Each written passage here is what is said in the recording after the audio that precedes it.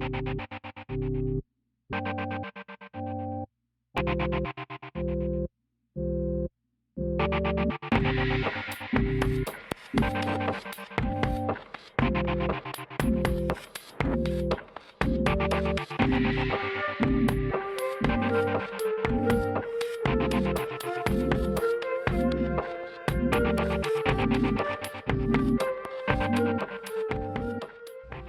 everyone. So today we're really pleased to be interviewing an artist who's already somewhat known to many of you here in Monticello, Allison Hunsley. She's here with us at the WTA building. I'm Sue from MontiArts, and she's here to talk to us today about her newest public art project that'll be being installed in downtown Monticello by the end of the summer here. Some of you are familiar with her previous large mural at the corner of 25 and Broadway, the beautiful bright flowers on the field of black. And we were so thrilled Allison could return to Monticello to do another big project for us.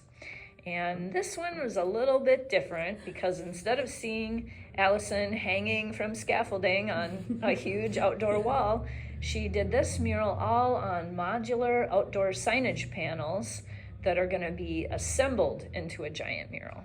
So Allison, tell us a little bit about your inspiration for this mural. This was one you got full creative reign on. Yeah. So I'd never had, other than the Rose project, I haven't had a project in a long time where I had complete creative control over it. So typically I'll have a client come to me and tell me what they want.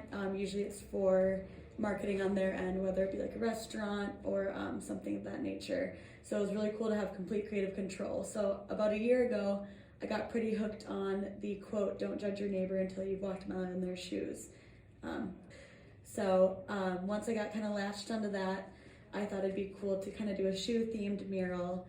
And I began sketching out ideas and kind of anywhere from people's legs wearing different shoes to cubbies or whatever. And I kind of landed on the cubby idea.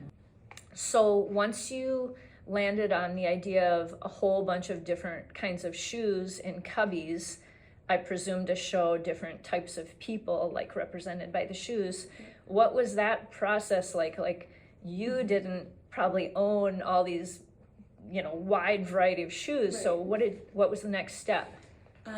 That was definitely the most difficult part. So I kind of started walking around and taking photos of shoes at different shoe stores. I'd walk around the mall, whatever, just photographing. I think a lot of the store employees were a little bit confused, but I was kind of propping them up and taking photos. And I had a huge collection by the end of a few days of doing that. And once I got home and I went into Photoshop, I realized that all of the cubbies you're actually looking at from a different perspective. So the top row you're looking up at and the bottom row you're looking down at, meaning I needed an exact kind of spot to be photographing the shoes at, exact perspective. So after I realized that, I ended up just posting on Facebook and reaching out to people asking to come forward with their shoes so that I could photograph them at that correct angle. And I was like, I'll borrow them for a day and I'll give them right back. So I had a bunch of people reach out to me and I asked for a diverse range of different people's shoes. And after that, one lady said, like, these shoes don't mean, or they're not the prettiest shoes, but they've done all these amazing things with me. And then that was kind of the spark of, it might not be as much about the pair of shoes, but the story behind them. And then I kind of pivoted from there. So then I spent another few weeks collecting stories and asking for not only unique shoes, but people who had more of a meaning behind them. And that's kind of how I kept navigating from there on. God, that is so interesting. So like it went from just the idea of shoes to, shoes representing different types of people. And then it went like a level deeper with like, wow, the story behind the shoes. And then like really a window at that person's life and experience. Yeah. And these were all like community members or people from around this area, basically? Yeah, most people were from around here. I have a few people that I knew personally in my life that I reached out to, even who I thought had like a unique background or something. But I really wanted you to be able to look at the mural and see the diversity up front, and then also have diverse stories once you dig deeper too. So that was kind of the tricky part about finding the different people, because even if they had a great story or a great pair of shoes, I wanted, if it was already similarly represented, I wanted to find someone else. So a wide array of representation, basically. Exactly, yeah. Wow, that is so cool. Okay, kudos to you. This was an amazing idea. And visually, when we see the whole project, even though it's not up on its wall yet, I'm amazed at the detail in the shoes. Like even just the pair of boots right behind you, the little wear marks and the little like splotch of paint on one of the toes, and then the roller skates on the other side of you, just in like where we're filming right now. Each pair is so detailed. I know you did a lot of work just in even your setup of the photography of the shoes and the lighting of them to get the shots you want. Can you talk a little bit about the like the artistic process of actually doing these paintings? Yeah, so at the beginning, I kind of made a color scheme that I knew I wanted. I wanted it to be kind of pinks and greens and like a soft neutral, kind of like a vintage wardrobe, if you will. So I laid out the cubbies in Photoshop, and I made little splotches of color in each cubby. So I knew the upper left I wanted white, and the bottom right I wanted black, and then everything in between would be kind of a sage green to pink ombre. And I didn't want to stray from that because I wanted it to be really visually appealing. So once I found the pairs of shoes that had the perfect story, the perfect color, and showed, diversity of that type of shoe, I would reach out to the people, or I'd contact them, tell them that I did pick their shoes. I'd pick a time to meet, and I would typically always drive to them. So I was driving anywhere from like an hour away to 10 minutes, whatever, it depended on the person. And I would kind of roll up on their doorstep with my camera, and I would have two different canvases, just white, and I'd put one on the bottom and one on the back, one as a background, and I kind of made a little makeshift photography studio. And I took, I would say, about 100 photos of each pair, and I would hold the camera like at every different type of angle, just to make sure I got that perfect perspective, so that when I left, I had different positions of each pair, and also perfect perspective, at least one photo that would work perfectly. So I sat on people's doorsteps, I chatted with them, I got to meet all the people, which was really cool for me, to get to talk to people from different walks of life. And then I would take my camera, I'd leave, give their shoes back to them, and go into Photoshop, and then that would take a few hours in itself, just picking out the perfect, how I wanted them to lay, as well as the perfect angle to look at the pair of shoes. And then from there, I would project the outline and then start painting. So it was a lot of background work. God, this is so interesting. Like, really, people who don't do this kind of work, we've all seen pictures of artists painting, like paintbrush in hand. And I think non-artists, or those of us who aren't painters, tend to think like, oh, they just kind of think of the image in their head and then just paint it. Right. It's not that easy. Easy peasy. And there's so much to it. And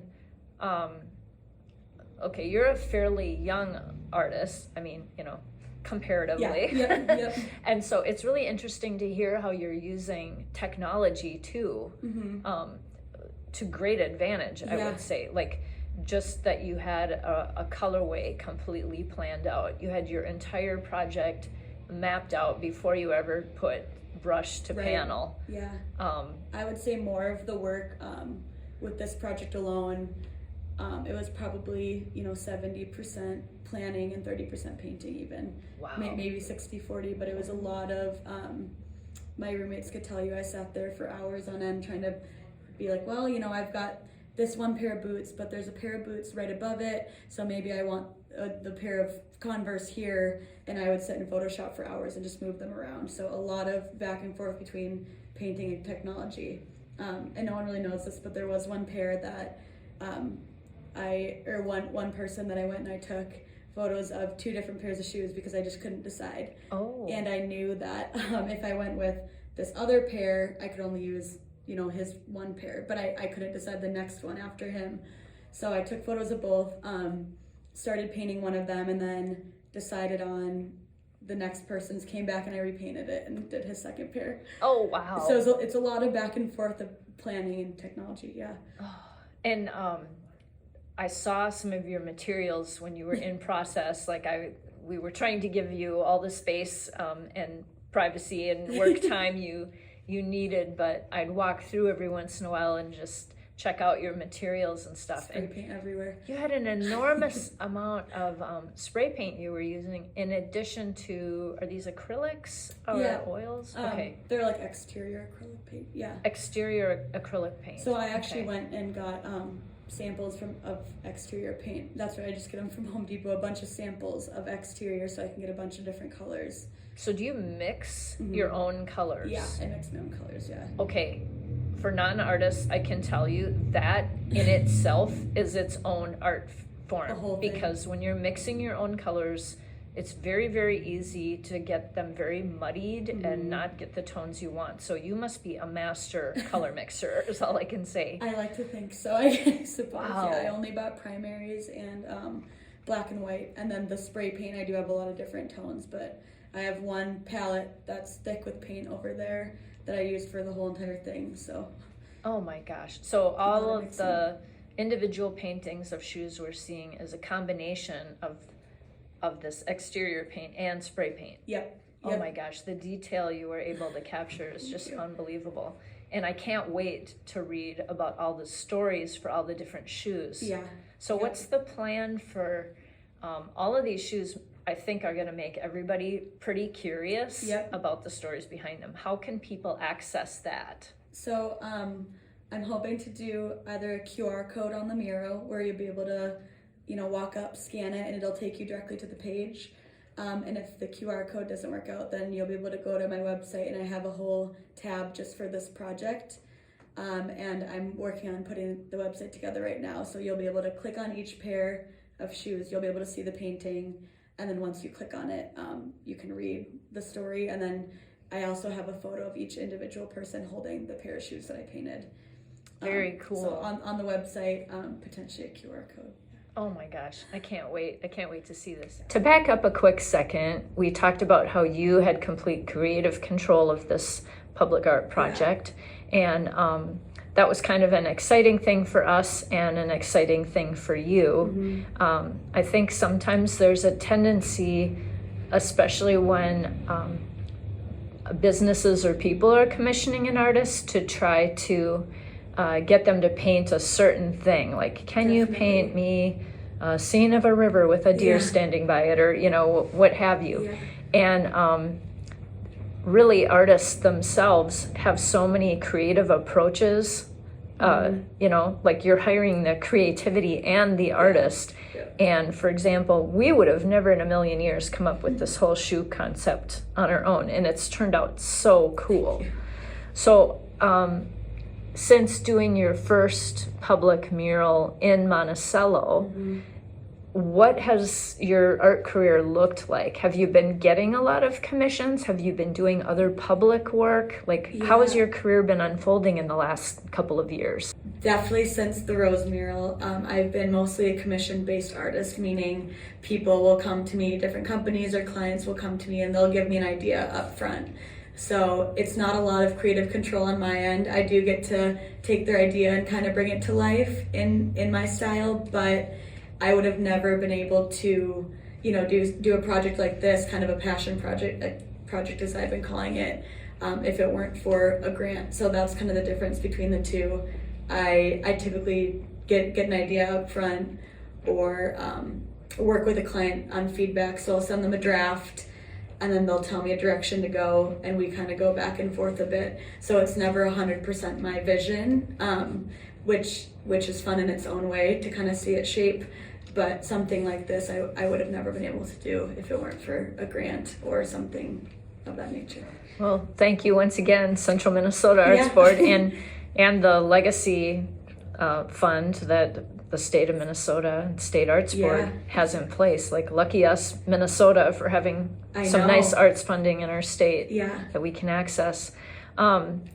So this experience of really guiding the whole project, and then even seeing the way it kind of unfolded in unexpected ways as you were working, do you think that'll change your your way of working with clients going forward? Do you think you're gonna feel a little bit more confident bringing your own ideas to the table, or kind of doing have you ever thought of this type of approach? I definitely do. I think that this project is really pivotal in my art career. Obviously, I've only been full-time for about a year or two now, but I feel like I've gained a lot of trust in myself and knowing that I can navigate a whole process, and get to a final idea.